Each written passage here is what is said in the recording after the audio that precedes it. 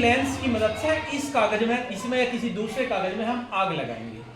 लेकिन आग लगाने का मतलब केवल खेल नहीं करना है, इसके बारे में समझना है कि आखिर आग कैसे लगी, आखिर आग कैसे लगी। मैंने कल आपको दो तरह के लेंस बताए थे, दो तरह के लेंस बताए थे। एक बताया था उत्तल लेंस और एक बताया था अवतल लेंस। बताया था उत्तल लेंस कैसा होता है, बीच में मोटा, किनारे पे पतला।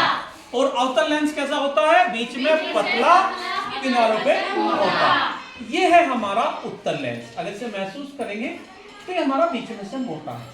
अब मैंने इसकी किरण आरेख भी तुम्हें बताया था। आज हम इससे इसकी फोकस दूरी भी बिल्कुल एग्जैक्ट तो नहीं करेंगे, हम आईडिया से इसकी फोकस दूरी भी देखेंगे कि इसकी फोकस दूरी कितनी है। फोकस दूरी कैसे बताई थी मैंने कल? मैंने आपको बताया था ये हमारा एक उत्तल लेंस है, ठीक है, ये हमारा उत्तल लेंस है और इस पर प्रकाश की किरण हमने डाली। ये इसका ऑप्टिकल सेंटर है, तो ऑप्टिकल सेंटर से जो किरण जाएगी वो तो सीधी की सीधी चली जाएगी। लेकिन इसी के समांतर अगर एक दो किरण और आई, एक ये आ गई, एक ये आ गई, एक ये आ गई और एक ये आ गई, तो उत्तल लेंस की खास बात क्या होती है? उत्तल लेंस की खास बात होती है, इसका दूसरा नाम है कन्वर्जिंग लेंस। कन्वर्जिंग लेंस या अभिसारी लेंस। अगर आपकी किताब में देखोगे तो उसमें लिख रहा है अभिसारी लेंस। इसका मतलब क्या है? कन्वर्जिंग लेंस का मतलब है अगर इसमें समांतर किरण आएंगी तो ये सभी समांतर किरणों को एक बिंदु पे, किसी एक बिंदु पे उन्हें फोकस कर देगा, यानी सबको एक जगह यहां पे आके मिल जाएंगी, सारी एक बिंदु पे आके आपकी ये मिल जाएंगी। सारी जितनी भी किरण होती है उत्तल लेंस में, ये सारी एक जगह आकर मिल जाती है, ठीक है। जिस बिंदु पे ये मिलेगी इसे कहते हैं फोकस बिंदु। क्या कहेंगे? फोकस बिंदु। और फोकस बिंदु से यहां तक की इनके बीच के सेंटर की दूरी, इसे कहेंगे फोकस दूरी। फोकस दूरी। तो ये पता चल गया, हमारे पास उत्तल लेंस है उत्तल लेंस पहचान लोगे, बीच में से मोटा, किनारों में से पतला, ठीक है। ये उत्तल है और अवतल भी था मेरे पास। ऑप्टिकल टू, ये आपका अवतल हो गया। चलो अवतल को तो हम बाद में देखेंगे, उत्तल से ही अपना काम चलाएंगे। उत्तल लेंस है हमारे पास। तो खास बात क्या है, उत्तल लेंस में जो किरण आएंगी, सारी किरण आए, एक बिंदु पे फोकस हो गई।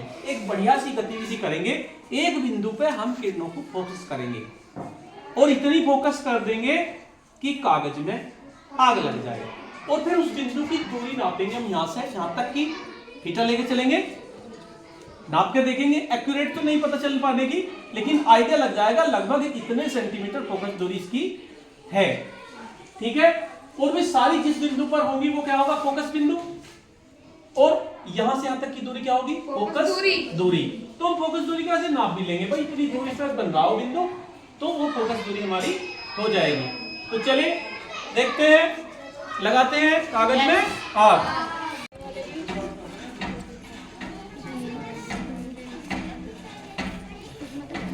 लगी।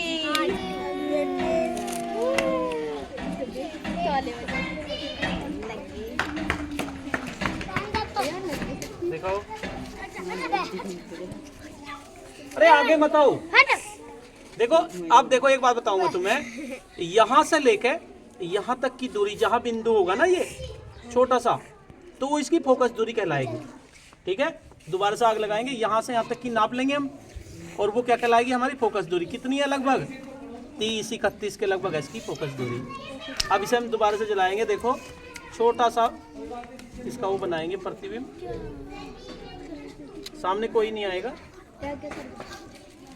दिख रहा है आग लगते हुए? हैं? क्यों लगी आग? क्योंकि सारी किरण एक बिंदु पर हमने फोकस कर दी। जितनी भी किरण थी वे हमने एक बिंदु पे फोकस कर दी। देखो लग रही है? लग गई?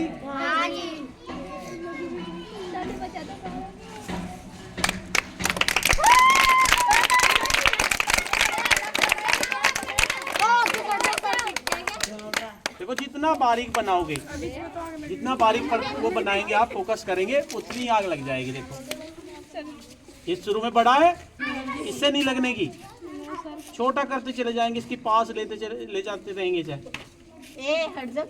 देखो छोटा लग गई आग।